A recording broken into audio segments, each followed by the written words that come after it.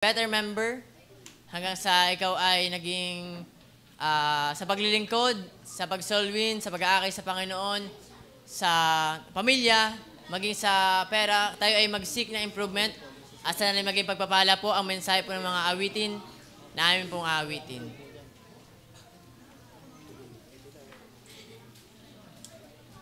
Galatians chapter 2 verse 20, ako'y napako sa krus na kasama ni Kristo at hindi na ako ang nabubuhay, kundi si Kristo ang nabubuhay sa akin at ang buhay na ikinabubuhay ko ngayon sa laman ay kinabubuhay ko sa pananampalataya.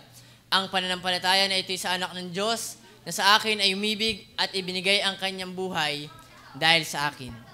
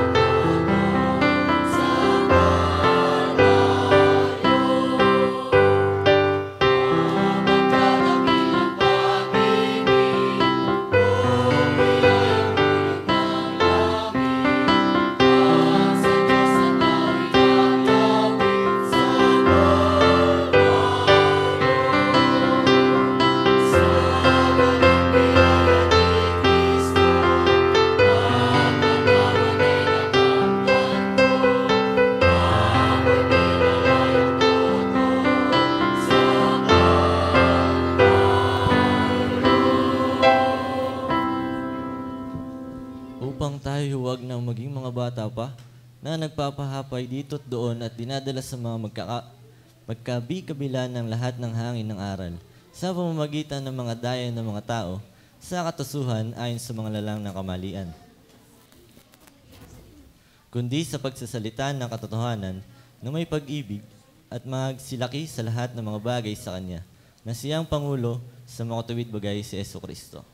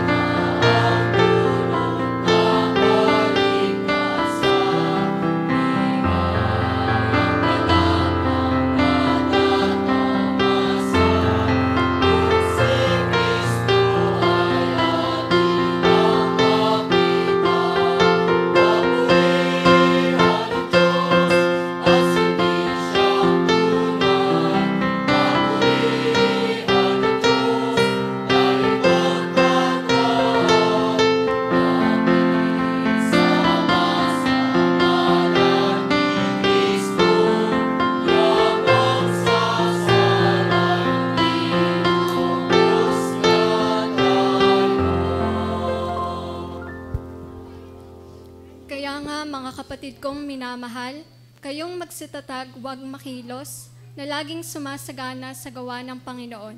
Yamang nalalaman ninyo na hindi walang kabuluhan ang inyong gawa sa Panginoon.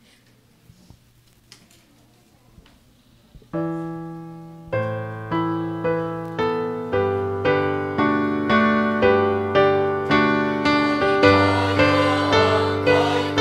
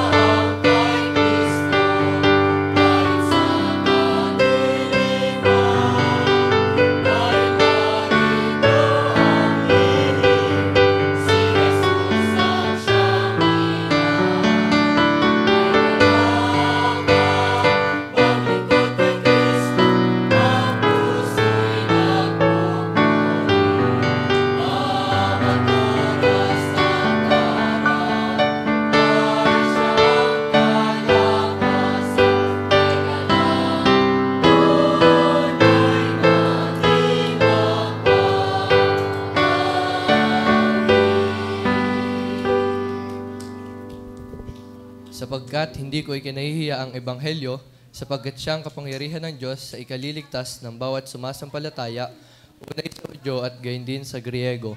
Mga taga-Roma 1:16.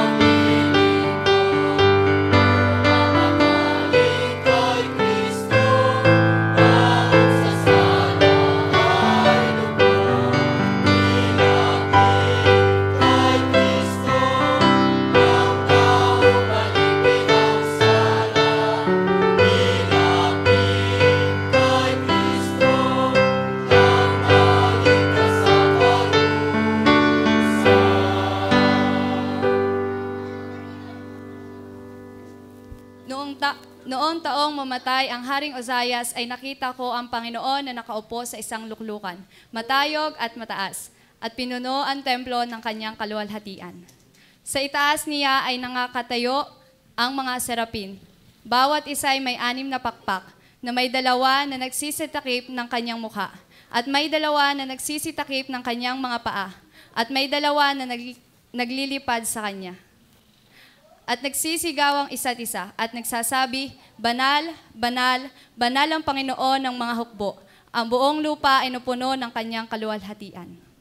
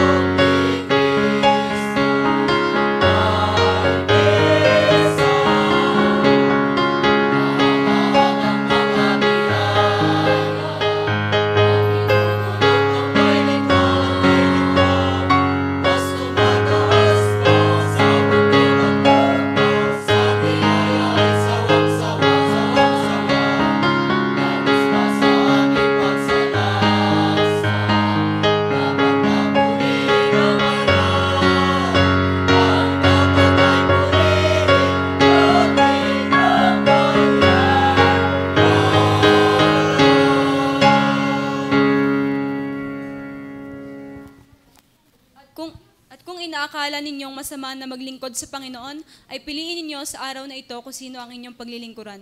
Kung ang mga Diyos ng inyong mga magulang na pinaglingkuran sa dako roon ng ilog, o ang Diyos ng mga Amoreyo na ang lupain nila ay inyong tinatahanan. Ngunit saga ng akin at ng aking sangbahayan ay maglilingkod kami sa Panginoon. Josue, Kabanata 24, talata 15.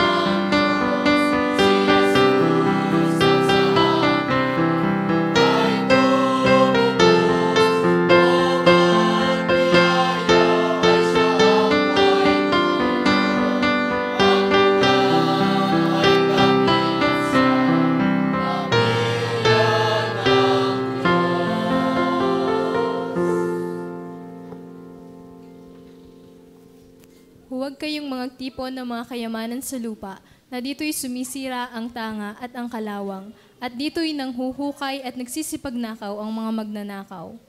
Kundi, magtipon kayo ng mga kayamanan sa langit, na do'y hindi sumisira kahit ang tanga, kahit ang kalawang, at do'y hindi nanghuhukay at hindi nagsisipagnakaw ang mga magnanakaw.